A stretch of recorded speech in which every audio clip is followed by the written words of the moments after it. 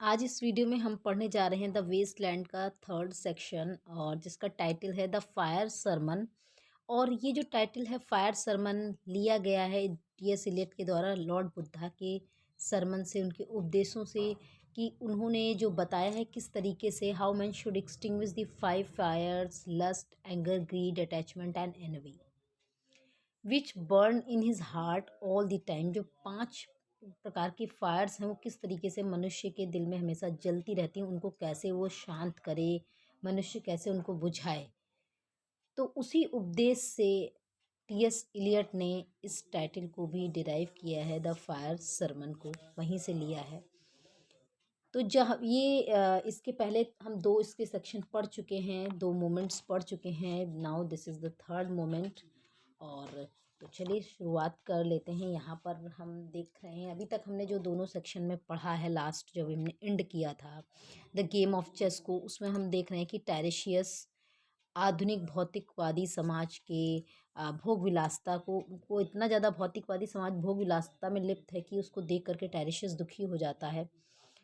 फिर अब क्या है, जब ये सेक्शन शुरू हो रहा है तो हमें लेके जाते हैं एक समुद्र तट, सॉरी नदी के तट पर, और जो कि टेम्स नदी है। और वी नो लंदन में टेम्स नदी है, तो टेम्स नदी के तट पर टैरिशियस जाता है, दुखी होकर के वहाँ चला जाता है। अब जाड़े के दिन है तो नदी का तट जो है एकदम सूना पड़ा हुआ है। फिर वो उस स्थान का अपने नेत्रों से ध्यान से देखता है और अनुभूति करके फिर वर्णन करना शुरू कर देता है। वो पाता है कि पेड़ पत्तियों से रहित हैं। उन पेड़ों की सूखी मृत मटियाले लाल रंग की पत्तियां सारे तट पर बिखरी पड़ी हैं।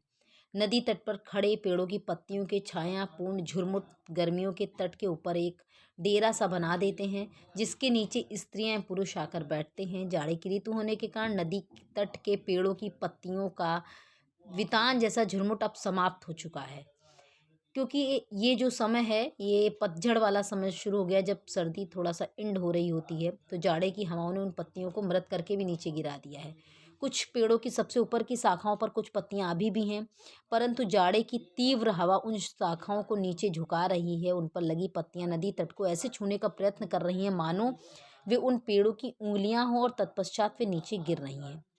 तेज हवा के झोंके मटियाले लाल रंग की मृत पत्तियों से ढके हुए तट पर सरसराहट पैदा करती हुई आगे बढ़ जाती हैं, परंतु पत्तियों की सरसराहट को सुनने के लिए वहां तट पर टैरिशियस को छोड़कर कोई नहीं है। वे सुंदरियां जो उस तट पर ग्रीष्म ऋतु में आया करती थीं, अब वहां उनका चिन्ह भी नहीं है।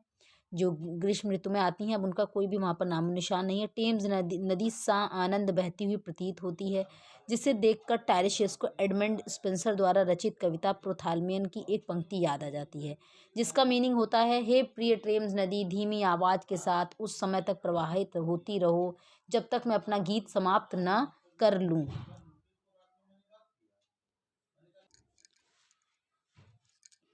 इसके बाद नदी तट के फर्श की ओर अपना ध्यान घुमाते हुए टैरिशियस कहता है कि आज वहां पर वे खाली बोतलें, सैंडविच के ऊपर लिपटे रहने वाले कागज, रेशमी रूमाल, कार्डबोर्ड के डिब्बे, सिगरेटों के जो टोटे तथा अन्य वे चीजें पड़ी नजर आ रही हैं जो ग्रीष्म ऋतु की रातों में वहां पड़ी मिलती हैं। तट पर वे सुंदरियां भी नहीं हैं जो वहां ग्रीष्म ऋतु की रातों को बैठी हुई मिलती थीं, और अब वहां उनके वे मित्र भी नहीं थे जो शहर के धनाढ्य व्यापारियों, सत्ताधारियों के आवारा घूमने वाले वारिश थे। वे इस तट को ग्रीष्म ऋतु में ही छोड़कर जा चुके थे तथा भूल से अपना विजिटिंग कार्ड भी यहाँ नहीं छोड़ गए थे। तत्पश्चात टैरिशियस को याद आता है कि एक बार वह समाज में फैले व्याभिचार से दुखित होकर वेश्याओं के अड्डे पर उस तट पर बैठकर भी वह रोया भी था। जी, फिर उसे एडमंड स्पेंसर की निम्नलिखित भावार्थ वाली पंक्ति एक बार फिर याद आती है, हे प्रिय टेम्स नदी, मेरे गीत के समाप्त होने की अवधि तक धीरे धीरे बहो। इसके बाद वह स्वयं नदी से निम्नलिखित भाव की विनती करता है, हे प्रिय टेम्स नदी, धीमी गति से बहो, क्योंकि मैं धीमी आवाज में संक्षिप्त भाषा में समाज के दोषों की आलोचना कर रहा हूँ। कारण अपनी पीठ के पीछे चलने वाली ठंडी हवा के झोंके में मैं मृत्यु के झुंझुने का संगीत सुन रहा हूँ, तथा निज कल्पना में मृत्यु के अट्टहास की आवाज ही नहीं सुन रहा हूँ, बल्कि मृत्यु का अट्टहास करता हुआ चेहरा भी देख रहा हूँ, जिसमें उसका मुंह कानों तक फटा हुआ है। इसका मतलब ये कि हंसी में उसके मुंह के दोनों कोने उसके कानों तक पहुंच गए हैं।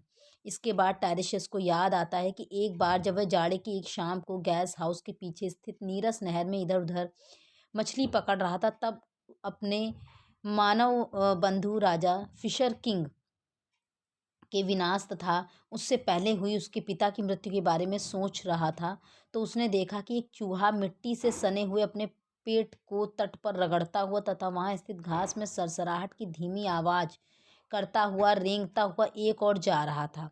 उसी ओर नजर डालने पर उसने देखा कि वहां नीची गीली जमीन पर दो गोरे शरीर हैं। उसके बाद उसने अपनी कल्पना में तत्काल दोनों शरीरों के बुढ़ापे से जर्जर अस्थि पंजर मात्र रूप देखे, जो किसी छोटी सी नीची सूखी कुठरिया में पड़े थे तथा जो एक वर्ष से दूसरे वर्ष तक शारीरिक एवं मानसिक पीड़ा रूपी चूहे के द्वारा ही व्यथित किए जाते थे। इसका मतलब ये है कि व्याभिचार रत रत उन दो नग्न शरीरों को देखकर टेरेशियस के दिमाग में उनके बुढ़ापे से जर्जर शरीरों की आकृतियां उभरी, जो इस बात की प्रतीक थीं कि वे व्याभिचारी कितने विवेकहीन थे। उन्हें यह भी ध्यान नहीं था कि आखिरकार उनके जवानी भरे शरीरों को वृद्ध भी होना है, और अतः उन्हें अपनी आत्मा के उत्थान के लिए कार्य करना चाहिए, ना कि व्याभिचार में डूबकर अपना नैतिक पतन करना चाहिए। परंतु व्याभिचार को काम सुख आसानी से छोड़ता ही कहाँ।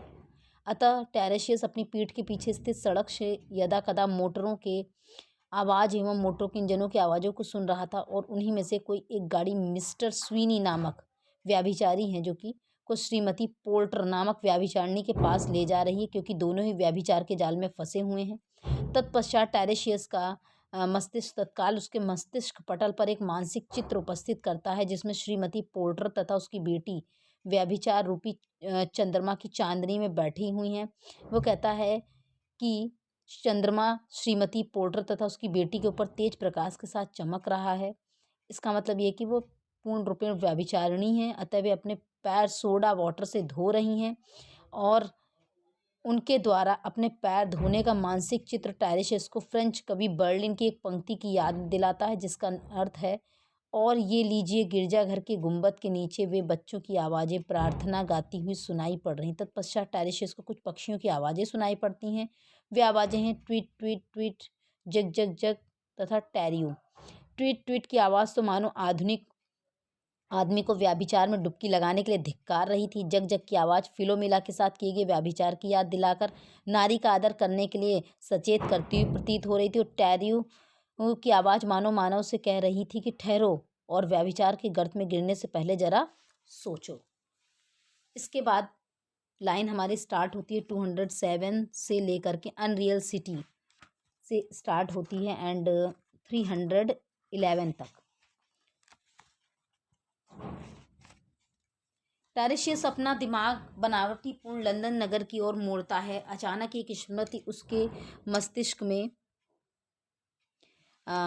पटल पर उभरती है। उसमें जाड़े के एक दोपहर की घटना उसे याद आती है। नगर मटियाले लाल रंग के कोहरे में लिपटा हुआ था। वह एक मिस्टर यूजेनाइडिस से मिला था, जो टर्की के नगर स्मरणा के रहने वाला किसमिस मुनक्कों का थोक व्यापारी था। उस आदमी की दाढ़ी बढ़ी हुई थी। उसकी एक जेब में किसमिस मुनक्के भरे हुए थे। वह उनका थोक दाम प्रति पौंड के हिसाब से क्रय विक्रय, बीमा खर्चा तथा लंदन तक का जहाज भाड़े का खर्चा सब एक साथ जोड़कर बतलाता था। उसका यह भी वादा था कि प्रस्तुत ड्राफ्ट मिलने पर वह अपने किशमिश मुनक्कों की खेप से संबंधित कागजात क्रेता को दे देगा। टेरेशियस को याद आता है कि उस व्यापारी ने उसे घरेलू फ्रेंच भाषा में कैनन स्ट्रीट होटल में लंच का निमंत्रण दिया था, तथा बाद में शुक्रवार की शाम से रविवार की शाम तक मेट्रोपोल होटल में छुट्टी बिताने का निमंत्रण भी दिया था। टेरेशियस का तात्पर्य है कि वह व्यापारी व्याभिचारी था।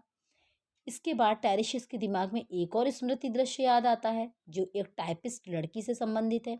घटना उस शाम के समय से संबंधित है जब टाइपिस्ट की आंखें व कमर अपने डेस्क से हटकर ऊपर उठ जाती हैं, और उसका हृदय टैक्सी के इंजन के समान छुट्टी पाने के लिए धड़कना शुरू कर देता है, तथा दफ्तर के समय के अंत की प्रतीक्षा करने लगता है। शाम का समय वह समय होता है जब हर आदमी घर पहुंचना चाहता है, तथा मछियारा समुद्र से घर लौट आता है। तत्पश्चात अपने संदर्भ में टायरिशियस कहता है कि उसकी आत्मा को पुरुष तथा नारी दोनों के जीवन व्यतीत करने का अनुभव प्राप्त है। यद्यपि जब अब वह बूढ़ा हो गया है और उसके वक्ष स्थल पर सलवटें पड़ी हुई हैं, फिर भी वह उस टाइपिस्ट से संबंधित स्मृति का दृश्य देख सकता है। वह अपने घर में है, शाम की चाय का समय है, वह नाश्ते की उन प्लेटों को साफ करती है जिन्हें वह सुबह के समय गंदा छोड़ गई थी। तत्पश्चात वो स्टोव जलाती है, अपना भोजन बनाती है और उसे मेज पर टीन की प्लेटों में लगा देती है।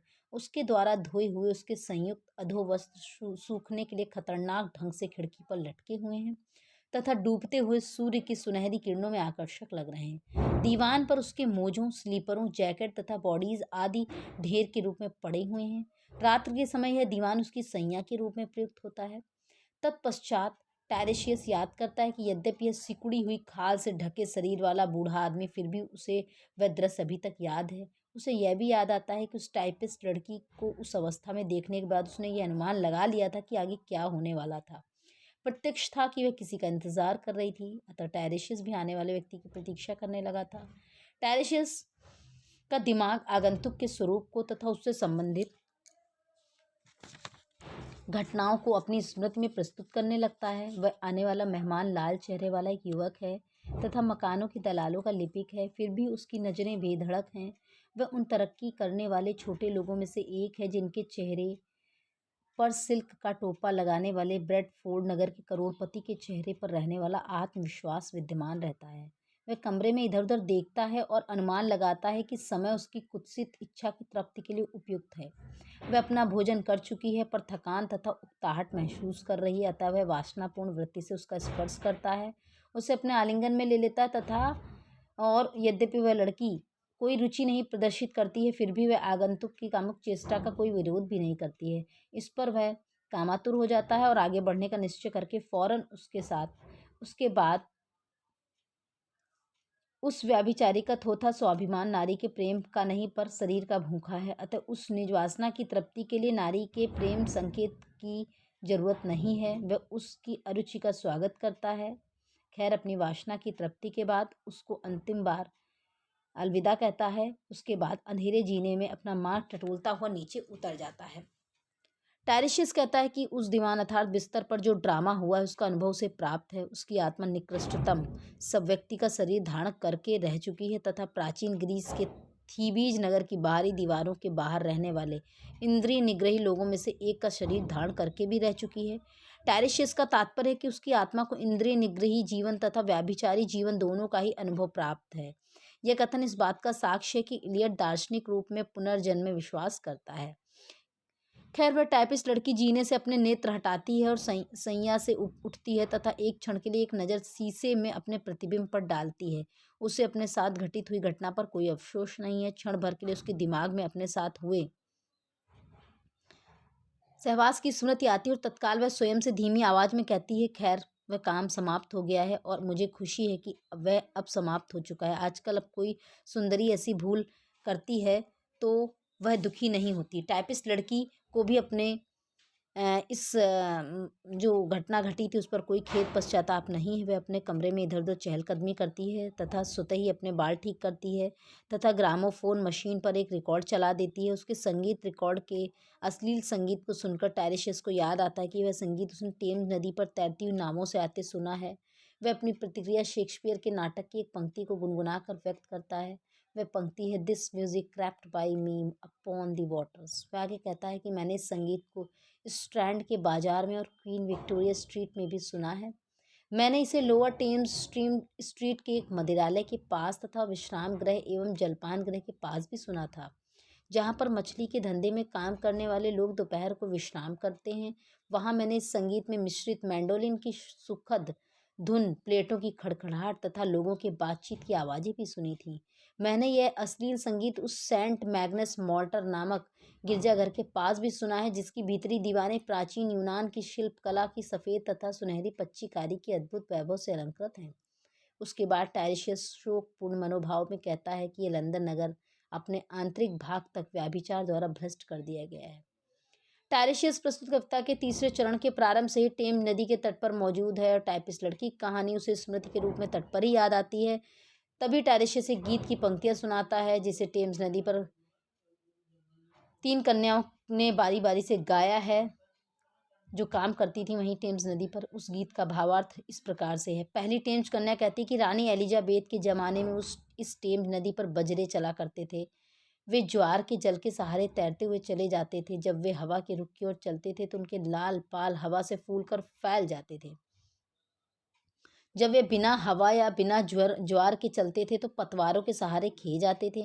उस समय उनके भारी मस्तूल उन्हें इधर उधर झुलाते तथा लहरा देते थे। दूसरी टेम्स कन्या ने कहा, जब वे बजड़े नदी पर चलते थे तो नदी जल को साफ किया करते थे, परंतु आज इस नदी में लकड़ी के गंदे लट्ठे तैरते हुए नदी के दक्षिणी तट ग्रीनिच पहुंचते हैं तथा फिर ऑयल ऑफ डॉग्स नामक उत्तरी तट से आगे चले जाते हैं। इसके अतिरिक्त नदी का जल तेल और तारकोल के द्वारा भी गंदा किया जाता है, जिसे स्टीमर नगर तक लाते या नगर से अन्य नगरों को ले जाते हैं। इसके बाद तीसरी टेम्स कन्या नदी जल के प्रदूषण पर दुखी होकर अपना एक जर्मन गीत की निम्नलिखित धुन को गाकर प्रकट करती है। वाय लला लाइया, वाय लला लाइया। तीसरे टेम्स कन्या आगे निम्न आशय करती हुई गीत गाती है। महारानी एलिजाबेथ प्रथम तथा लॉर्ड लिजेस्टर बजड़े में बैठकर शाम के समय इसी नदी का विहार किया करते थे और महारानी के बजड़े पर सोने के पत्थर चढ़े होते थे। उसका नदी का जो फुर्तीला तल नदी के दोनों तटों के पास गतिमान होता रहता था। दक्षिणी पश्चिमी हवा उसे दक्षिणी पूर्वी तट की ओर ले जाती थी, जहां महारानी तथा लॉर्ड लिसेस्टर को सफ़ेद पत्थरों वाली टॉवर ऑफ लंदन नामक शाही जेल में स्थित सेंट पीटर नामक गिरजाघर की शाम की घंटियां सुनाई देती थीं। इस पर प्रथम टेम्स कन्या फिर वही शोकपूर्ण धुन गाती है, वाय लला लाइया, वाय लला लाइया। वह आगे कहती है कि उस नदी के तट की शांति आज ट्रॉम गाड़ियों के द्वारा भंग की जा रही है तथा उसका सौंदर्य बढ़ाने वाले पेड़ों पर धूल अटी हुई है, जबकि लंदन के लोगों को व्याभिचार तथा अनैतिकता ने भ्रष्ट कर दिया है।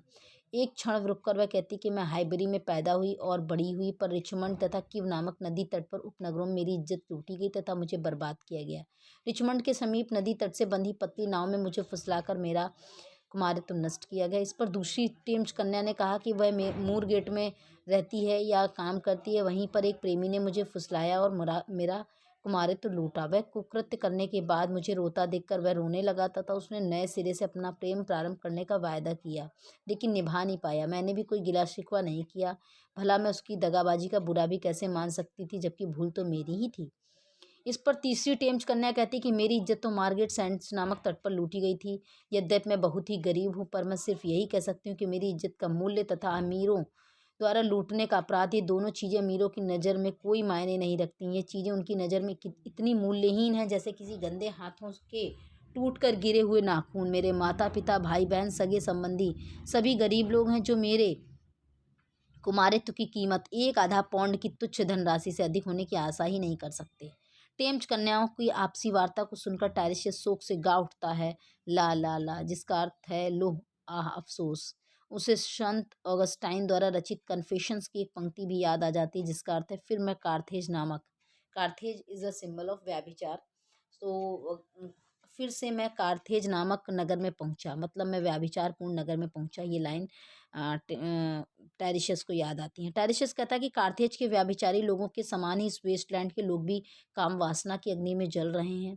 उसके बाद वह स्वयं के लिए ईश्वर से विनती करता है कि हे ईश्वर, तुम मुझे वासना की इस अपवित्र अग्नि से जो मेरे चारों ओर जल रही है निकाल ले। तो इस तरीके से ये रहा फ्रेंड्स थर्ड सेक्शन वेस्टलैंड का फायर सरमन।